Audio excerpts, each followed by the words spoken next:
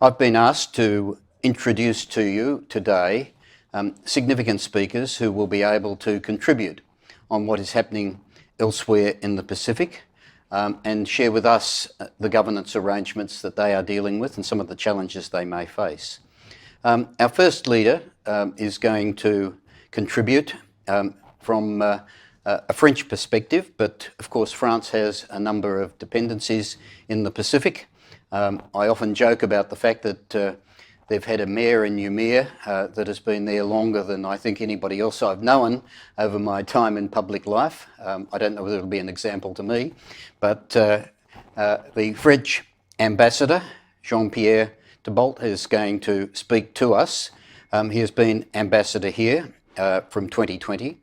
He's been previously involved, I noted, in an interesting title, Ambassador in Charge of Preparation of the French Presidency. A very challenging role, I suspect. I noted that he was earlier involved in preparing, importantly, for prime ministers, but he's served in missions for France in many places. I look Ambassador at Large for the Environment in Paris. He'd been in Hong Kong and Macau.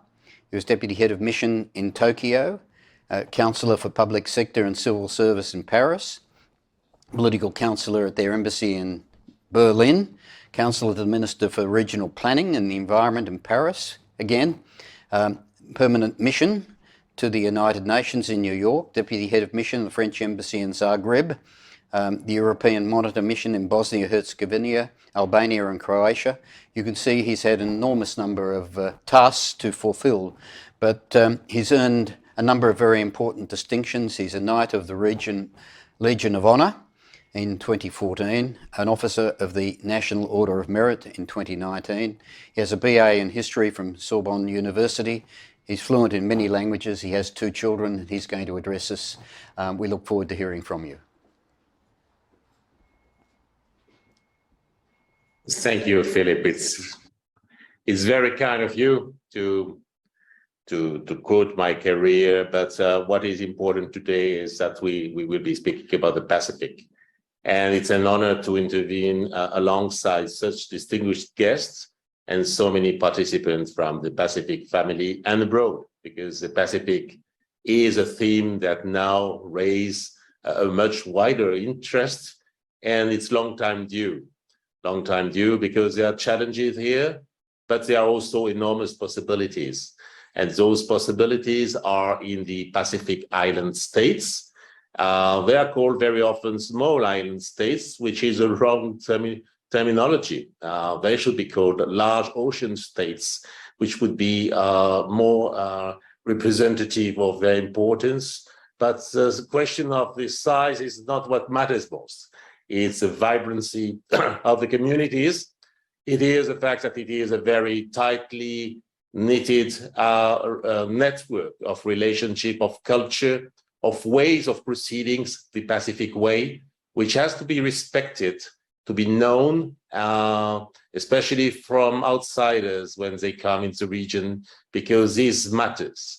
The efficiency of action is not only to propose beautiful projects, it's also to respect the population which are there, eventually recipients of the projects, and ensure that they are fully on board. France is a nation of the Pacific, and we are proud of being a part of this family. We are proud to belong to the region, and being part of the region comes together with great responsibilities. Responsibilities towards our citizens. First, there is more than 500,000 of French citizens in the Pacific, and we care about those territories. We need to provide them security, all kinds of security, from physical security, but also economic security, and monitor also the large territories, the EEZ, that is around these territories. But together with those direct responsibilities towards our citizens comes responsibilities towards our neighbors. This is the Pacific way. We have to face common challenges. The consequences of COVID-19, obviously, climate change, which represents an existential threat to the region, the increasing risk of natural disasters, but also the challenge of lifting the one Pacific family members who are still experiencing challenges in terms of economic development, in terms of youth employment, in terms of youth capacity building. This is a challenge that we need to address together. We have a vast EEZ, I mentioned, and this is a blessing, but together with these large oceans part of our nations of the Pacific comes also responsibilities. And we must work towards solutions, especially confronting natural disasters, illegal fishing and biodiversity loss.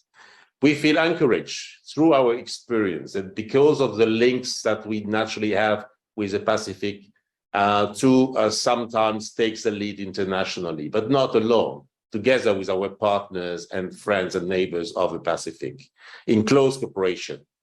Last year in July, the Honorable José Natano, Prime Minister of Tuvalu and then Pacific Islands Forum Chair, together with President Macron, co-chaired the 5th France-Oceania Summit, a regular meeting which is gathering the leaders of the region. And many initiatives were announced, but one of the most significant probably at that time, which is today delivering, is the announcement of the creation of a Coast Guard network for the South Pacific. An initiative taken together with France, but it's not only France, it's about the buy-in of all the countries of the region. A network created for the Pacific states to protect their most important assets, the maritime area. And this is just an example of initiatives we have taken together with our neighbors. The governance of oceans is indeed vital for the region, and it's a point I would like to specifically stress. We share this priority with all the Pacific states family. It's often, because this is probably one of the subjects that most matters for the future of the development of the region. We have hosted, as France, the One Ocean Summit in February, but we announced also this year our readiness to host, together with Costa Rica, the next United Nations Ocean Conference in 2024-25. We are considering also initiative to offer a concrete response to the island's vital needs, together with the island states, but also together with the international community which we want to mobilize. While the region also faces a recurrent disaster, France has always stood alongside its Pacific neighbors in these difficult moments. The most recent example being the response we provided in the wake of the volcanic eruption in Tonga in January 2022. We were in a position to do so thanks to our armed forces positioned in the region and pre-position also humanitarian depot and reserves in New Caledonia and French Polynesia. And we acted there together also with the local government of these territories, which is another way to showcase the fact that solutions based on the experience of the populations of the regions matters and might make a difference. We celebrate this year the 30th anniversary of the France arrangement, the mechanism that has allowed us to coordinate our regional emergency responses with Australia and New Zealand since 1992. As the current chair of this mechanism, we aim at further improving our response capabilities by reducing the environmental impact on our emergency operations. But doing so, answering to natural disasters is only mending some of the problems of the region. What we need also is to work for the future.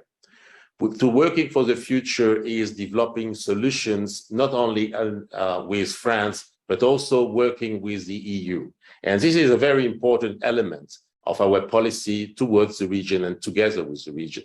Bringing the EU more and more in the region, developing new projects towards the region, involving and fully associating the countries of the region. This is something that the EU has now committed, and we are proud as France, as chair of the EU during the first semester of this year, to have contributed to a major decision where the EU will now shift its attention towards the region and increase what it did in the past further. One of the examples being that the EU has already earmarked over almost 1 billion euro for the years 2021 up to 2027 period to mobilize in the region. Last but not least, I'd like to stress the fact that for us, what is major is to work together with the regional organizations, to work together with the Pacific community as it is. We've tried to be full part and parcel of this organization by in particular encouraging our territories, New Caledonia, Polynesia, to be part of the Pacific Island Forum. And we are proud that they are participating actively in this very important organization.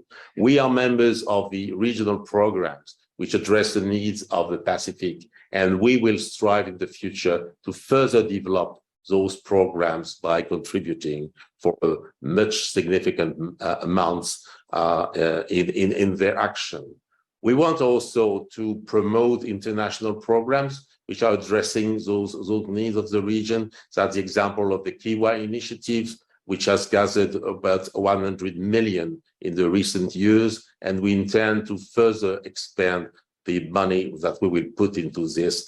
We want also the French Development Bank to be more and more present and addressing the needs of the region. This bank is the only Western bank, a European bank, which has been present uninterrupted since 75 years in the region. It's already mobilizing large amounts in support of initiatives, and we want to further develop it. Already, we contribute to the construction, for example, of the campus of the National University of Vanuatu. We are considering further projects in PNG in the field of energy transition and biodiversity, in Fiji of bank guarantees and infrastructures. Last but not least, I'd like to mention the French Armed Forces in New Caledonia and French Polynesia. They work closely with all the members of the Pacific region.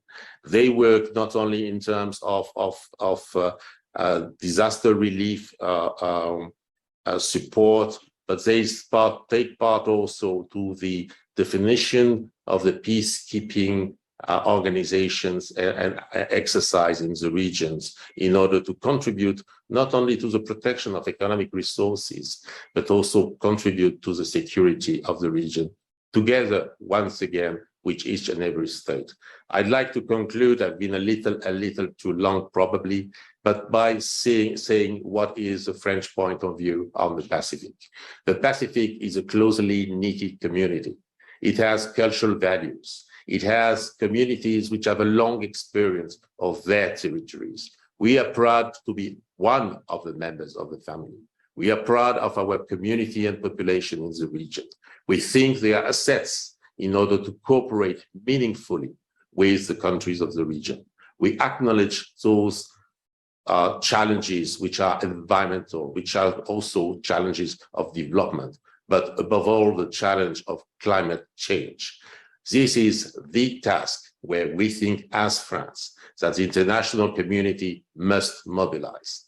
Before all, where we need to show not only good words, but also concrete action, where we need to deliver solutions, where we need to make an example of the solidarity between developed countries and developing countries, where we make an example that it is possible to act and to act swiftly and concretely together with the population, together with the nation of the Pacific, respecting their specificities, respecting their way of proceeding in order to deliver efficient solutions. This is the Pacific way. This is the way France understands the Pacific. We are proud to be part of the family, and because we have the chance of having this long experience, we want really to further develop our action in the region, involving as many external supporters, especially the European Union, but in full respect of what is the Pacific and together with the Pacific. Thank you, Philip. Thank you very much, Ambassador, and we'll look forward to the discussion that follows, but we appreciate your explanation of French engagement in the Pacific.